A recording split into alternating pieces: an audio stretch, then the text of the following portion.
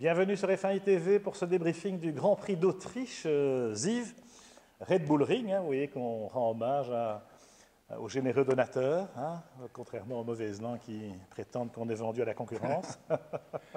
Mais quand même belle course de la Force India à propos de concurrence. Enfin, belle performance de Nico Hülkenberg en qualif, mais bon, il y a quand même beaucoup de choses à dire de ce Grand Prix. Ziv va commencer évidemment par le coming together, comme on dit en anglais, entre Nico Rosberg et Lewis Hamilton. Alors toi, tu vois ça comment? Bah oui, écoute, Pierre, c'était inévitable. C'est une très très belle course. Les deux Mercedes sont dominatrices, donc forcément, ces deux pilotes vont être très proches. Et alors, à ce moment-là, quand on arrive au dernier hectomètre, il se passe quelque chose. Moi, je ne suis pas choqué outre mesure. Je trouve que l'accident était un accident, somme toute, assez banal. On a envie de les voir se battre. On a envie de voir du suspense jusqu'au bout. On l'a eu. Et maintenant, bon, c'est vrai qu'au lieu de faire 1 et 2, ils font 1 et 4. Pour moi, c'est pas bien grave. Lewis Hamilton revient à 11 points. C'est ça qui est important. Le championnat est vraiment bien lancé. Ils sont très proches de là. Écoute, moi, je me suis beaucoup amusé parce que je trouve que ça, c'est le sport automobile comme on l'aime. C'est-à-dire que, d'abord, il y a l'incertitude, la météo, les qualifs, Lewis qui est un peu perdu dans ses réglages pendant les 3/4 du week-end, mais qui sort toujours le Giro de la Madonna au moment où il faut en Q3.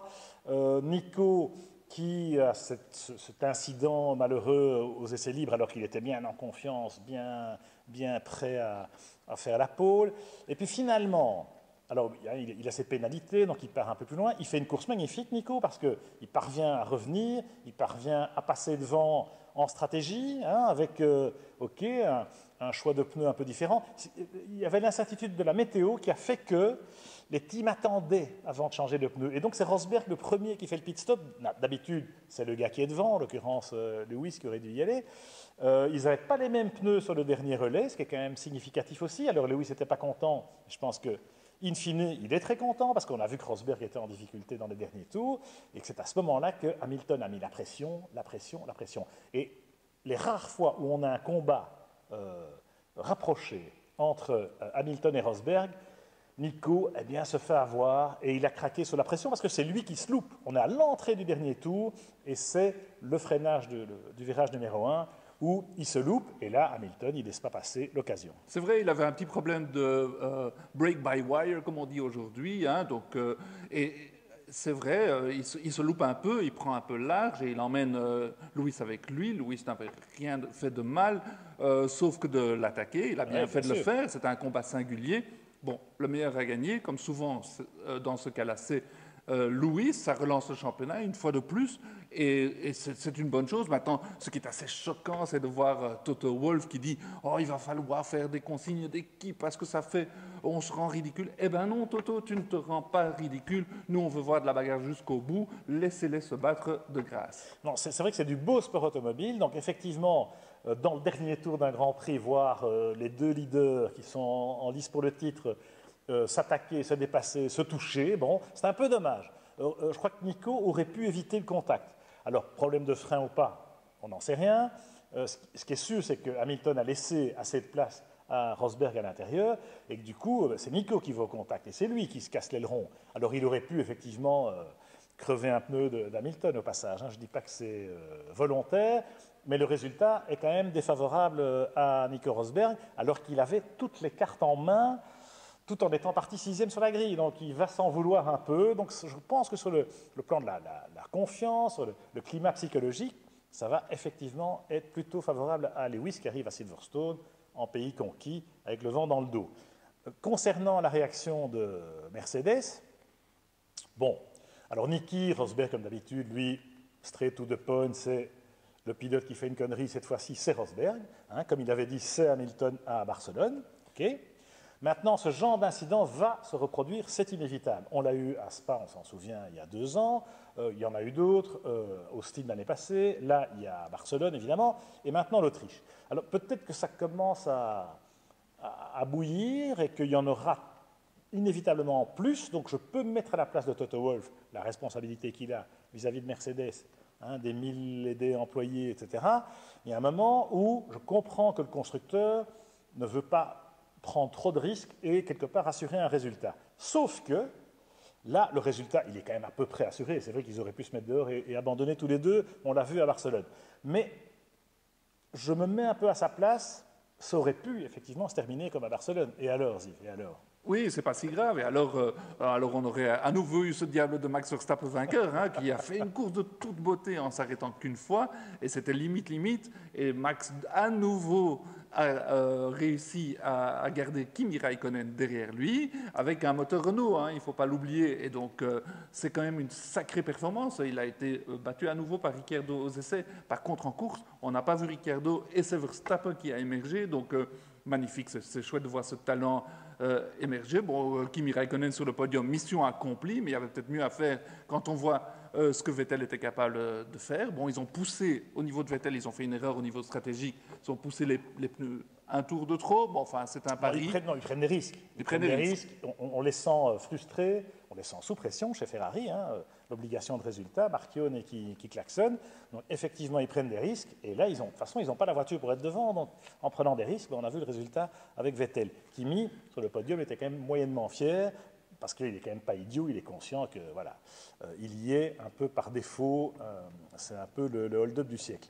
Ce qui n'est pas le cas de Max, évidemment, qui a fait une course extraordinaire, et de nouveau son comportement en piste, la sûreté de ses dépassements, la facilité, l'aisance qu'il a, waouh quoi. On adore Daniel Ricciardo, hein, qui est quand même un super compétiteur, mais là, Max Verstappen est en train vraiment de marquer des gros points.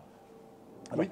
Pendant que le 747 nous passe au-dessus, Ziv, moi, j'abonde dans ton sens. Hein. C'est vrai que des consignes d'équipe alors qu'on domine le championnat comme Mercedes le fait, c'est un peu tôt dans la saison pour en donner, surtout que les deux pilotes sont proches au classement du championnat. Le Grand Prix d'Autriche, dans le passé, nous a rappelé quand même que certains team managers prenaient ce genre de décision avec beaucoup d'avance sur l'issue de la saison. Mais bon, on va pas refaire l'histoire. Mais c'est vrai, Pierre, que imagine seulement aujourd'hui ce Grand Prix-ci, que Toto Wolff, à 5 tours de la fin, aurait figé les positions.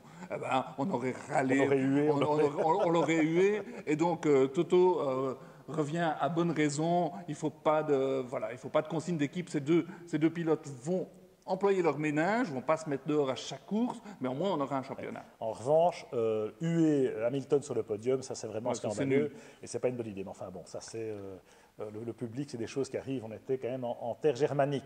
Alors, un dernier mot, parce que effectivement, il ne faut surtout pas que Mercedes donne des consignes d'équipe, parce qu'on se régale trop quand on a des bagarres comme celle-là, et on espère qu'on en aura encore beaucoup d'autres, y compris avec le risque de se mettre dehors, qu'ils peuvent se permettre, vu l'avance qu'ils ont encore, malgré tout.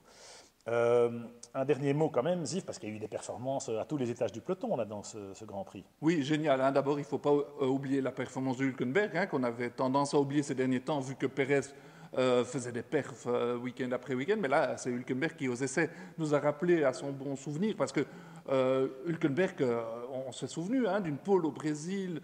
Ouais. Et dans des conditions difficiles, hein, le gras mouillé, il aime bien. Et il est fort hein, dans des conditions difficiles. Comme Jenson, Button. Exactement. Et donc, Hülkenberg a fait une perf incroyable aux essais. Button a été impeccable tout le week-end.